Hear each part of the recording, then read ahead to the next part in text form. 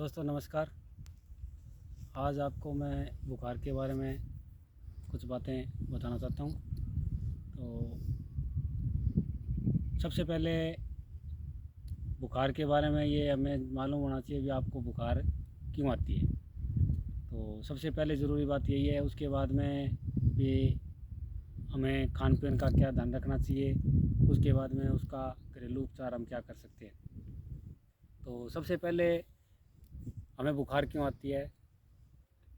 जब भी हम भोजन खाते हैं तो भोजन हमारे आमाशय के अंदर 1 से 1.5 घंटे में पाचन होता है और उसका सही से पाचन हो जाए तो आमाशय पूरी तरह से साफ़ हो जाता है। अगर उसका पाचन नहीं हो रहा तो सही से पाचन नहीं होने से जो अधपचा भोजन है वो हमारे आमाशय के खोल में धीरे धीरे चिपकना शुरू हो जाता है। और जैसे ही वो हमारे आमाशय में कुछ मात्रा में चिपक जाता है, उसको हटाने के लिए यानी उसको पचाने के लिए हमारे शरीर में अपने आप एक क्रिया है। और वो क्रिया आमाशय के बाहर बने खोल में जो खून का तापमान है वो अतिरिक्त अंगों से, जैसे हाथ का, पैरों का या शरीर के अन्य भागों का खून उस खोल के अंदर इकट्ठा हो करके उसका तापमान बढ़ाना शुरू कर देता है। और जिससे हमें ये महसूस होता है कि हमें बुखार आने वाली है या बुखार हो गई है। तो सबसे पहली चीज़ है, हमें भी ये बुखार आमाशय में भोजन चिपकने से आई है। अब उसका घरेलू उपचार क्या करें।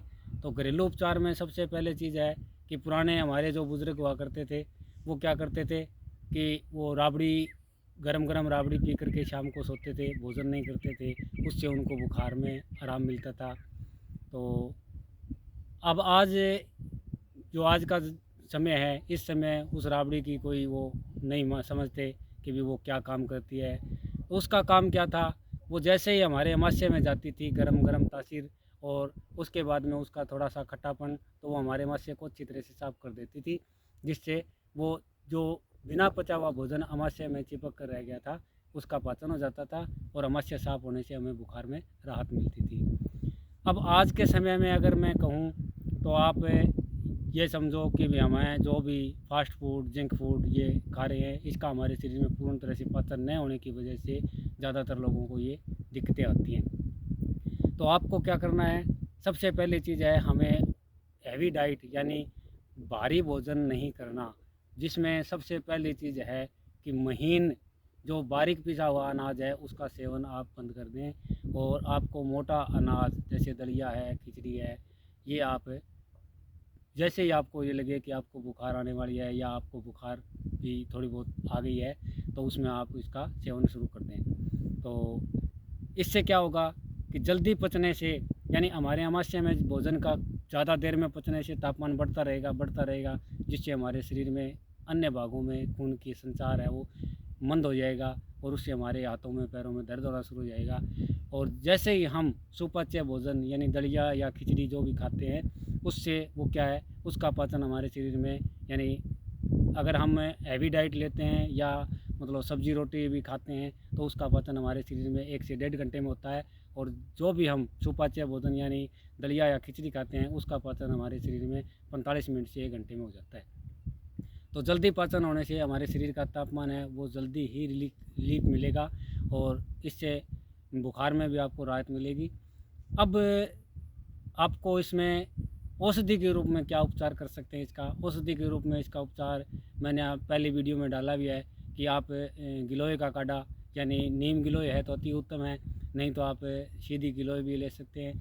और उसमें थोड़ी सी दालचीनी, लौंग और तुलसी के पत्ते, 4-5 पत्ते तुलसी के भी उसमें डाल लें। वो भी हमारे जो आमाशय का सफाई करने में बहुत बड़ा योगदान है और एंटीबायोटिक वो हमारे शरीर में काम करेगी।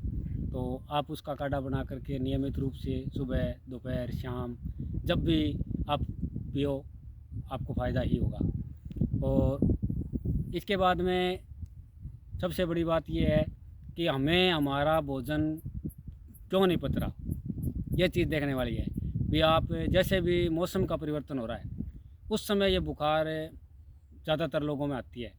तो मौसम परिवर्तन होता है तो हमारे शरीर में, यानी मानो कि भी आप जो भी भोजन कर रहे हो उस भोजन को पचाने के लिए हमारे शरीर में एक एंजाइम पैदा होता है, और जैसे ही मौसम में परिवर्तन हुआ उस एंजाइम की जो बढ़ने की क्षमता है वो अलग तासीर हो जाती है। जैसे सर्दियों में एंजाइम बढ़ने की तासीर अलग है, गर्मियों में अलग है, बरसात में अलग है।